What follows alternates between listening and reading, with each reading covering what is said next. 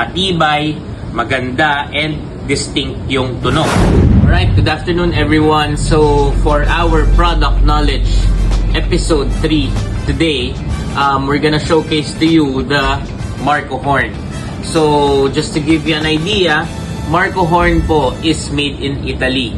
So we have the full range available here in the Philippines ng Marco horns. So we have the TM80N, the Hurricane, the Tornado, and the Extreme Blast. So all of these horns is powered by electric. Sa isang set nito, 2 piraso. Sa isang set ito, 1 piraso. Sa isang set ito, isa rin.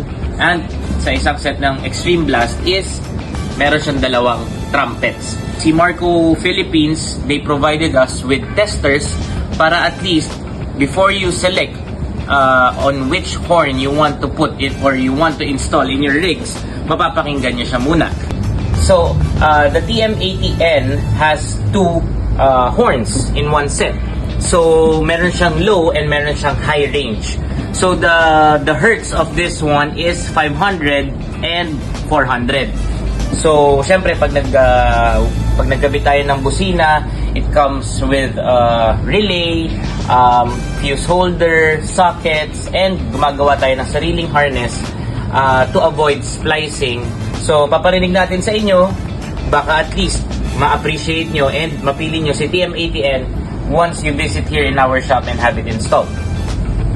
Yan. Medyo malakas lang.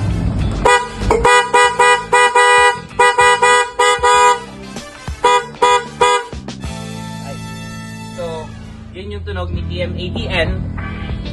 It's like the medyo bassy yung tunog niya. Pero hindi siya katulad ng ibang mga horns sa market.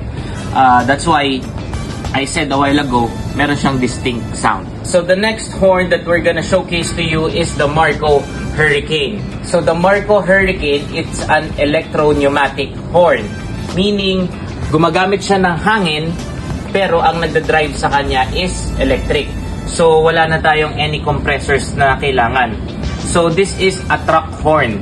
So when you hear the sample sound output of this one, parang tunog truck yung magiging busina. Testing natin.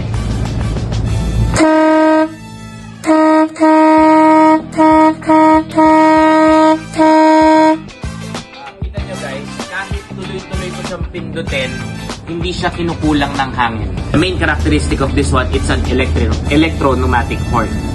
Alright, the next one that we're gonna showcase to you is the Marco Tornado horn.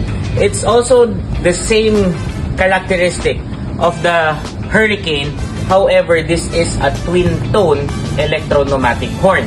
Makikita nyo, 2 yung exit ng busina, ng sound, and it has an integrated compressor. So, testing na natin. This is the Marco Tornado horn. So, yun. Medyo high-pitched yung sound niya. Yung since it's a dual tone, ang hertz niya is 520 and 660 hertz. And the big guns, the Marco Extreme Blast horn. So this is a dual compressor horn. Still, it's an electric air horn na nakikita nyo matte black yung finish niya. Tapos, meron tong hose papunta sa compressor niya, but hindi na kailangan ng any air hose na attachment dito kasi it's a dual compressor electric air horn.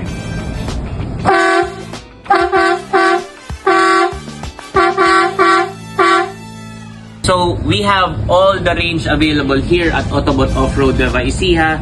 Again, we have the TM80N, we have the Tornado, we have the Hurricane, and we have the Extreme Blast. Ngayon, tinatanong nyo sa akin, pwede ba natin siyang paghaluin? Yes, a lot of clients here in Autobot Off-Road Nueva Ecija, they really like the Marco Extreme Blast. However, ayaw din naman nilang gamitin all the time. So, nagkakabit din sila ng it's either TM80, Hurricane, or Tornado as for their daily driven horns. So, typically, ang ginagawa ng mga tao is TM80N with the Marco Extreme Blast. Paparinig ko sa inyo yung timpla. Pwede din natin subukan with the Hurricane and the Extreme Blast.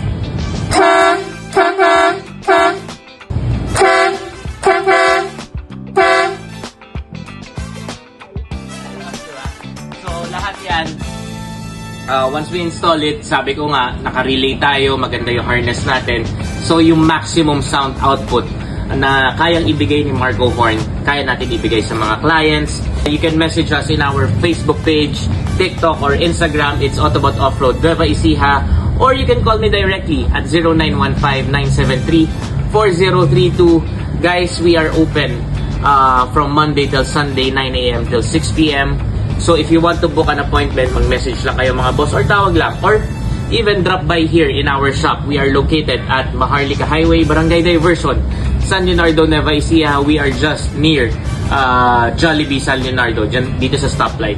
We are searchable in Waze and Google Maps. So anyway, my name is Benedict.